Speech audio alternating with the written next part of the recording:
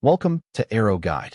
In this video, we'll take a deep look into aircraft pneumatic systems, how they work, where they're used, and how they compare with hydraulic systems.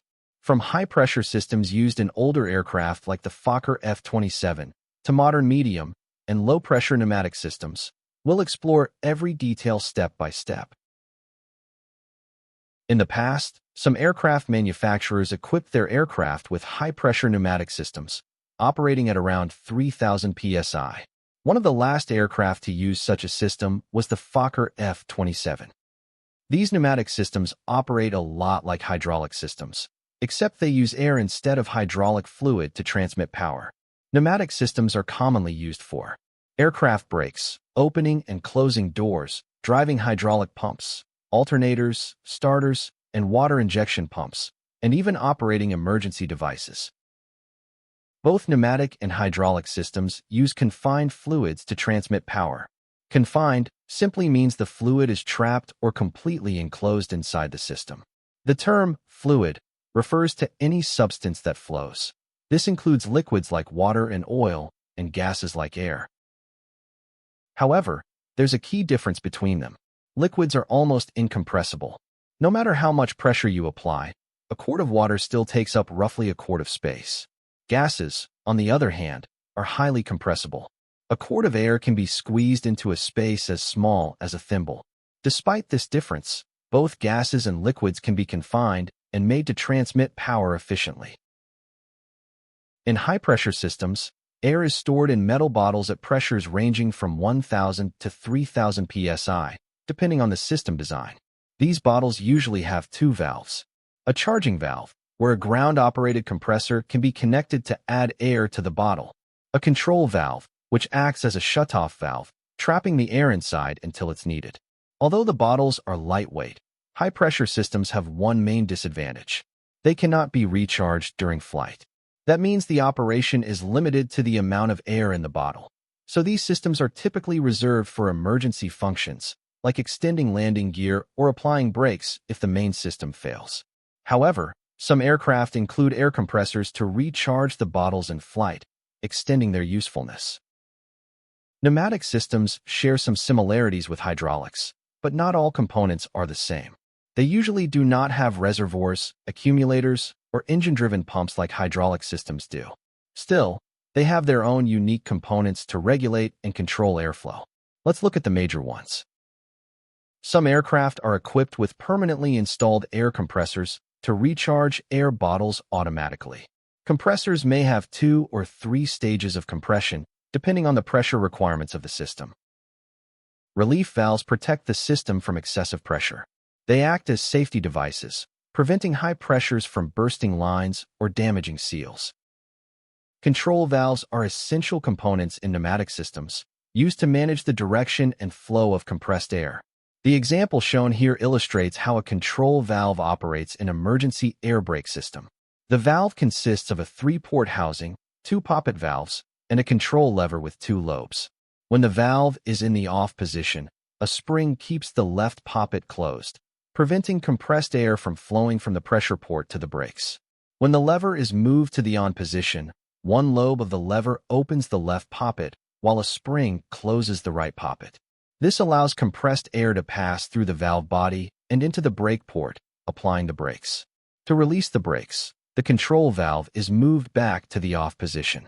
The left poppet closes, stopping the flow of high-pressure air, while the right poppet opens, venting the brake line to the atmosphere. Check valves are used in both hydraulic and pneumatic systems to control the direction of flow. When air enters from the left port, it pushes against a light spring, forcing the valve open and allowing air to flow through to the right port. However, if air tries to enter from the right, the internal pressure pushes the valve closed, blocking reverse flow. In short, a pneumatic check valve allows air to flow in only one direction, making it a one-way control valve that prevents backflow in the system. Restrictors are a type of control valve used in pneumatic systems to regulate airflow. A simple orifice-type restrictor has a large inlet port and a small outlet port. The smaller outlet limits the airflow, which in turn reduces the speed of the connected actuating unit. A variable restrictor, on the other hand, allows adjustable control of airflow. It uses a needle valve, threaded at the top and pointed at the lower end. By turning the needle, the operator moves the point into or out of a small opening, changing its size. Since all incoming air must pass through this opening, the needle position directly controls the airflow rate and thus the operating speed of the system. Filters protect pneumatic systems from dirt and contaminants that could damage components or restrict airflow. A common type is the micronic filter, which includes a housing with 2 ports, a replaceable cartridge, and a relief valve. Air enters through the inlet, circulates around the cellulose cartridge, then passes through its center to the outlet port. If the cartridge becomes clogged, pressure builds up, forcing the relief valve to open and allowing unfiltered air to bypass temporarily. Another type is the screen-type filter, which uses a permanent wire screen instead of a replaceable cartridge. It includes a cleaning handle that extends through the housing top. Rotating the handle scrapes dirt off the screen, restoring airflow without removing the filter. After compression, air can carry moisture, which may freeze or corrode components. That's why a moisture separator is placed downstream of the compressor. It removes water vapor using a reservoir, dump valve, check valve, and sometimes a relief valve. After air leaves the moisture separator, about 98% of water has already been removed. To eliminate the remaining traces of moisture, the air passes through a chemical dryer, also known as a desiccant dryer. This unit has a tubular housing with inlet and outlet ports and contains a replaceable desiccant cartridge. The cartridge is filled with a dehydrating agent and fitted with bronze filters at each end. Any moisture not removed by the separator is absorbed by the desiccant material, ensuring the air is completely dry before it reaches the rest of the system. Many aircraft include a high-pressure pneumatic backup system to operate the landing gear or brakes if the main hydraulic system fails. In these systems, nitrogen pressure doesn't directly move the actuators. Instead, it's used to push hydraulic fluid to them. This combination of pneumatic and hydraulic operation is known as pneudraulics. Nitrogen for the emergency landing gear extension is stored in 2 bottles, one on each side of the nose wheel well. When the outlet valve is opened, nitrogen is released into the emergency system. Each bottle is pressurized to about 3,100 psi at 70 degrees Fahrenheit, enough for 1 full gear extension. After use, maintenance personnel must recharge the bottles. The outlet valve is connected to a cable and handle assembly labeled emergency landing gear, located on the co-pilot's console. Pulling the handle fully upward opens the outlet valve, releasing nitrogen into the gear extension circuit. Pushing it downward closes the valve and vents the remaining nitrogen overboard, a process that takes about 30 seconds. During emergency gear extension, compressed nitrogen flows to the landing gear dump valve, where hydraulic pressure isolates the landing gear system from the main hydraulics. Medium-pressure pneumatic systems, typically operating between 50 and 150 psi, do not usually include an air bottle. Instead, they draw bleed air from the compressor section of a turbine engine.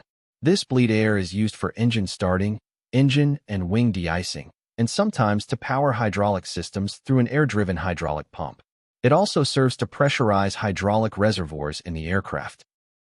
Many aircraft equipped with reciprocating engines use vane-type pumps to supply low-pressure air for various pneumatic functions. These pumps are typically engine-driven or powered by electric motors, depending on the aircraft design. A vane-type pump consists of a cylindrical housing with 2 ports, an inlet and a pressure outlet, and a drive shaft fitted with sliding vanes. The drive shaft is mounted off-center within the housing, so as it rotates, the vanes create chambers of varying sizes. When the shaft turns, air enters the inlet port into the largest chamber. As rotation continues, the chamber becomes smaller, compressing the trapped air. Once compressed, the air is forced out through the pressure port into the pneumatic system. Because there are multiple chambers operating in sequence, the pump delivers a continuous flow of air at pressures ranging from 1 to 10 psi. This steady, low-pressure airflow is most commonly used to inflate and operate pneumatic de-icing boots on aircraft wings and tail surfaces. To summarize, pneumatic systems play a vital role in aviation, from powering brakes and landing gear in emergencies, to operating de-icing and starting systems. Although hydraulic systems are more common today, pneumatics remain essential due to their simplicity, reliability, and lightweight design. Thanks for watching.